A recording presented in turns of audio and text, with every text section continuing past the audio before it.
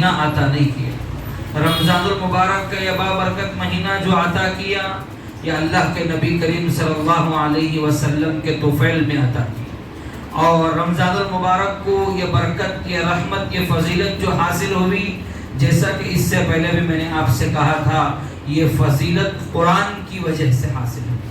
اللہ تبارک و تعالیٰ نے قرآن مجید میں کہا شہر رمضان الذی انزل فیہ القرآن، رمضان المبارک، اس کی فضیلت، اس کی عظمت، اس کا مقام کہ اتنا بابرکت مہینہ ہے اور اتنا قیمتی مہینہ ہے کہ اس مہینے میں اللہ تبارک و تعالیٰ نے قرآن کو اتارا ہے۔ اور قرآن، اللہ نے آگے کیا کہا؟ انزل فیہ القرآن ھدی للناس وبینات من الھدی والفرقان، اللہ تبارک و تعالیٰ نے اس قرآن میں لوگوں کے لیے ہدایت چھپا کے رکھی ہے، لیکن لوگ ہدایت دنیا میں ڈھونڈ رہے ہیں، لوگ سکون دنیا میں ڈھونڈ رہے ہیں، لوگ سکون راحت پیسے میں ڈھونڈ رہے ہیں، لوگ سکون و اطمینان بینک بیلنسوں میں ڈھونڈ رہے ہیں، لوگ سکون و اطمینان جو ہے وہ بنگلوں میں، عیاشیوں میں، آرام گیتیوں میں ڈھونڈ رہے ہیں۔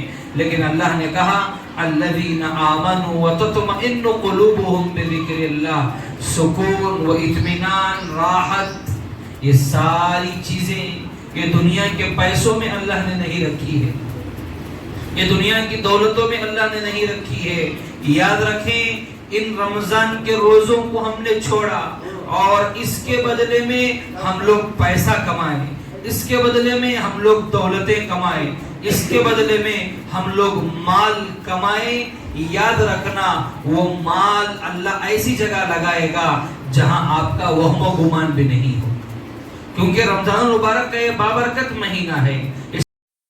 اس تراویح کو چھوڑ کر، ان روزوں کو چھوڑ کر، جن روزوں کو اللہ نے امت پر فرض کیا تھا، اور اللہ کے نبی کریم صلی اللہ علیہ وسلم نے کہا کہ رمضان کی ایک روزہ، رمضان کا ایک روزہ چھوڑ دو گے اور اس ایک روزے کی قضا میں، اس ایک روزے کے بدلے میں اگر تم نے ساری زندگی جو تمہاری 50 سال کی، 60 سال کی، 70 سال کی معمولی بہانہ، اسے بہانہ بھی نہیں کہتے، اسے عذر بھی نہیں کہتے، اللہ نے قرآن میں کہا فمن شہد منکم الشہر فلیصم، جس نے رمضان کا مہینہ پا لیا اس کو چاہیے کہ وہ رمضان کے مہینے کے روزے رکھے۔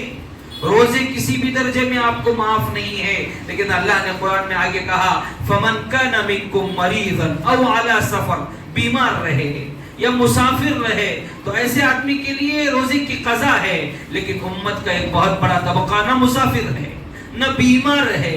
آپ فجر کی نماز پڑھ کے باہر نکلو، بازاروں کی طرف جاؤ، جیسے عام دنوں میں بہت سارے مسلمان آپ کو چائے پیتے لگیں گے، بہت سارے مسلمان آپ کو دکانوں میں گپ شپ مارتے دکھیں گے، رمضان المبارک کے بابرکت مہینے میں بھی وہ لوگ آپ کو بازاروں کے پاس ملیں گے، ہوٹلوں کے پاس ملیں گے۔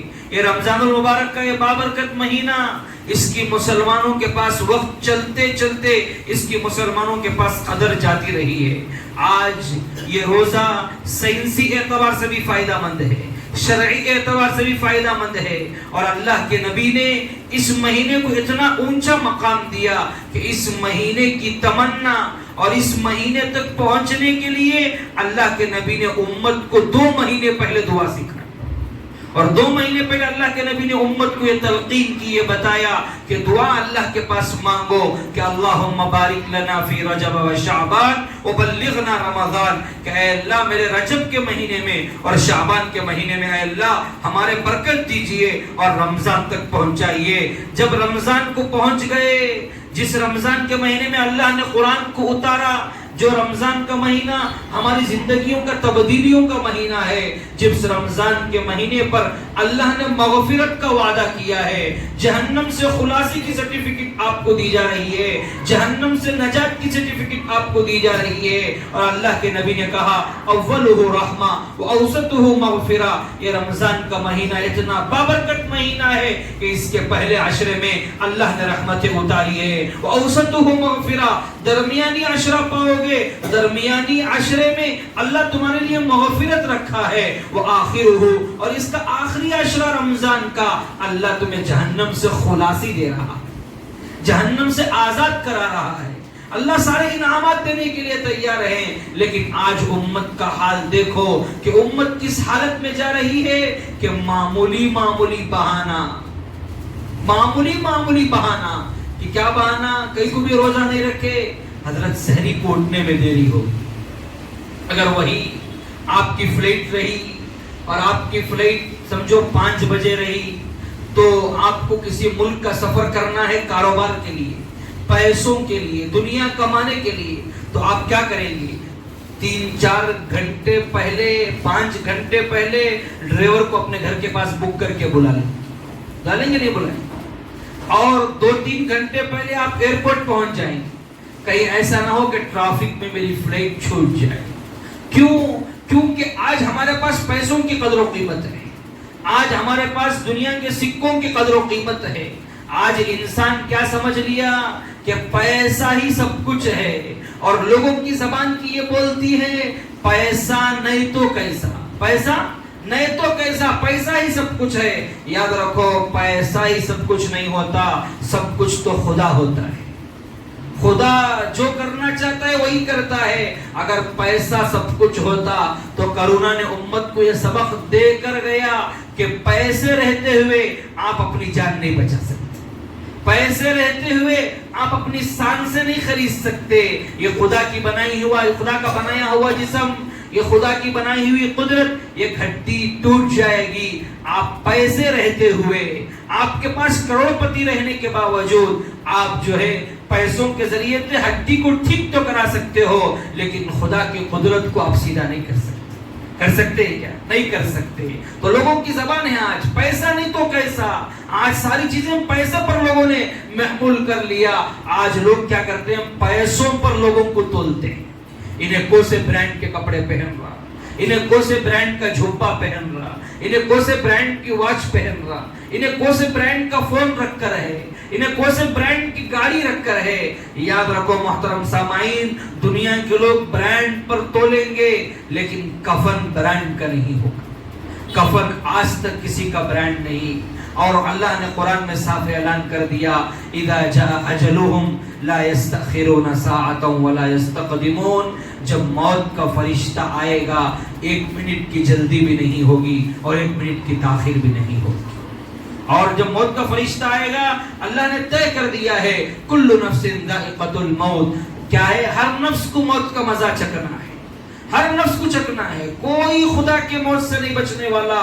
اور تمہارا پیسہ تمہاری موت پر بتائے گا کہ تمہیں لاکھوں، کروڑوں، اربوں، خربوں کے تمہارے پاس گھر میسر تھے، پیسے میسر تھے، چیزیں میسر تھی، لیکن افسوس کی بات ہے کہ تم اپنے پیسوں سے، تم اپنی دولت سے، تم اپنے چیزوں سے موت کو نہیں روک سکے. موت کو نہیں روک سکے اور موت کے فرشتے کو بھی نہیں روک سکتے. دنیا میں اگر کوئی آدمی آپ کو پکڑ لے، دنیا میں اگر کوئی گاڑی میں جاتے رہے، بے اصولی ہوئی، پولیس والا پکڑ لیا، یا دنیا میں کہیں اپنا کام نکالنا ہے تو رشوت دے کر آپ کام نکال لیتے ہیں. تو دنیا والے رشوت لیتے ہیں، اور رشوت لے کر کیا کرتے ہیں؟ لیٹ کا کام جلدی کر کے دے دیتے ہیں. یا رشوت لے کر کیا کرتے ہیں؟ تھوڑا زیادہ میں ہونے کا کم میں کر کے دیتے ہیں. لیکن یاد رکھو موت کا فرشتہ رشوت نہیں لیتا. اور ان پیسوں پہ آپ جو کہہ رہے ہیں نا پیسہ نہیں تو کیسا، یاد رکھو کفن کے اندر جوب بھی نہیں ہے، کفن کے اندر جوب بھی نہیں ہے. اور یہ بات بھی ذہن نشین کر لو کہ تمہارے قبر کے اندر الماری بھی نہیں ہے. 3 باتیں یاد رکھ لو. ایک تو موت کا فرشتہ رشوت نہیں لیتا، اور تمہارے کفن کے اندر جوب نہیں ہوتا، اور تیسری بات قبر میں الماری نہیں ہوتی.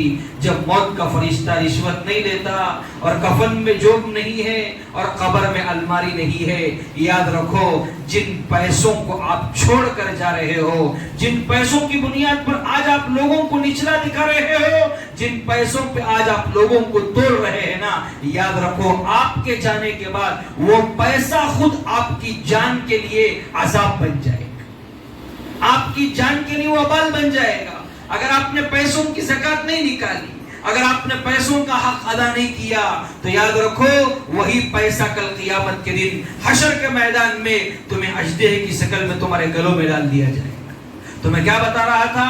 رمضان المبارک کا یہ بابرکت مہینہ اللہ تبارک و تعالیٰ نے اتنا برکت والا مہینہ دیا، اور اس مہینے کی ناقدری کرنے والے کے لیے یاد رکھو، معمولی سے معمولی آدمی جس کے کپڑے پھٹے پرانے ہو اور پراگندہ بال والا ہو اور پراگندہ کپڑے والا ہو، لیکن خدا کے پاس جب وہ ہاتھ اٹھاتا ہے تو اللہ اس کی ضرورتوں کو بھی پورا کر رہا نہیں کر رہا ہے۔ یاد رکھو، جب لوگوں کی معمولی سے معمولی لوگوں کی ضرورتیں خدا ہاتھ اٹھانے پر پورا کر رہا ہو، رمضان کی ناقدری ہو رہی ہے اور رمضان کی ناشکری ہو رہی ہے، تو اللہ کے نبی کریم صلی اللہ علیہ وسلم نے منبر پر بیٹھ کر حضرت جبرائیل کی بد دعا پر آمین کی۔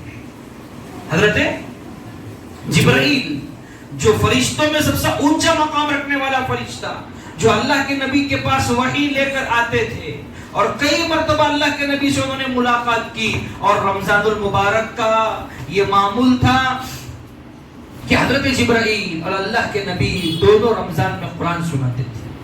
اللہ کے نبی حضرت جبرائیل کو اپنا قرآن سناتے، حضرت جبرائیل اللہ کے نبی کو قرآن سناتے تھے۔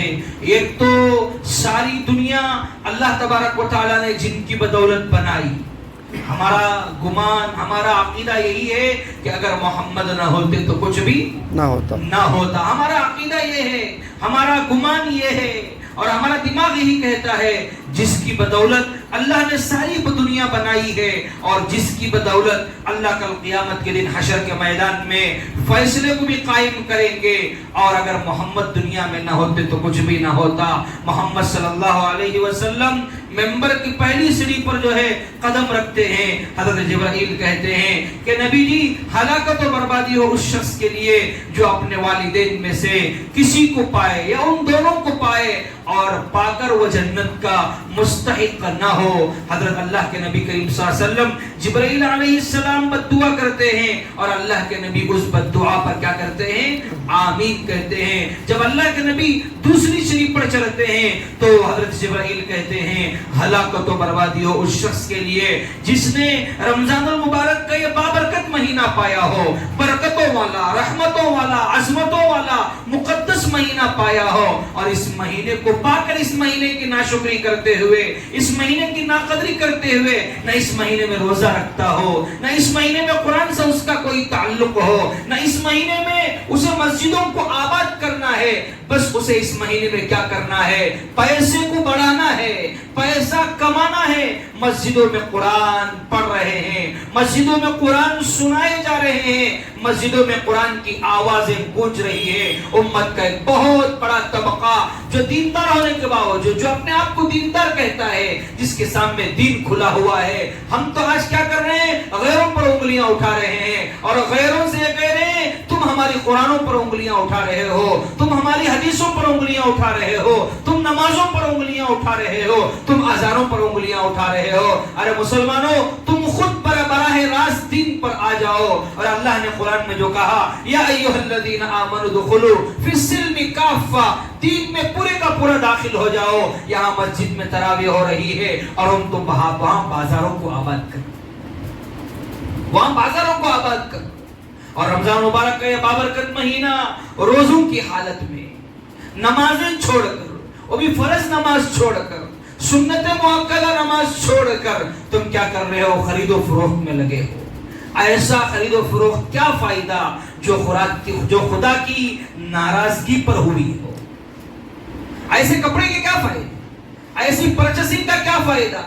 ایسا مثال لے لو، ایک آدمی حرام کام کر رہا ہے، حرام مال کھا رہا ہے، تو ہم اسے کیا کہتے ہیں؟ کہ حرام کا کھانے والا، حرام کی تجارت کرنے والا۔ اور دوسرا آدمی نماز چھوڑ کر، روزہ چھوڑ کر، فرض نماز کو چھوڑ کر، روزوں کو چھوڑ کر تجارت کے لیے جا رہا ہے، روزہ چھوڑ رہا ہے۔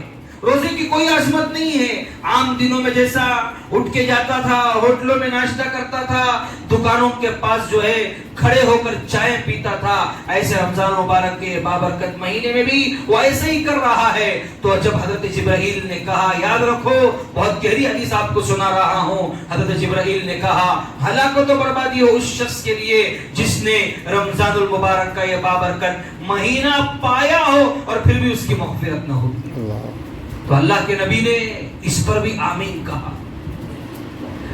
صحابہ نے حسب معمول چیز دیکھی کہ اللہ کے نبی ممبر پر چڑھ رہے ہیں اور آمین کہہ رہے ہیں. صحابہ نے پوچھا اے نبی جی آج ہم نے حسب خلاف چیز دیکھی کہ آپ ممبر پر چڑھ رہے تھے اور آمین کہہ رہے تھے.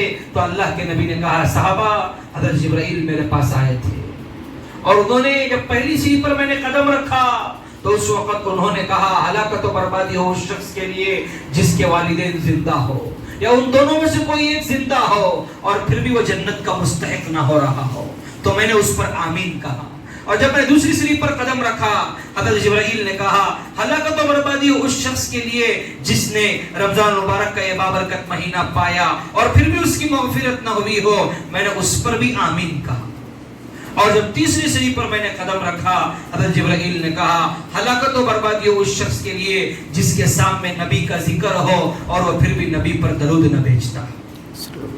نبی پر درود نہ بھیجتا.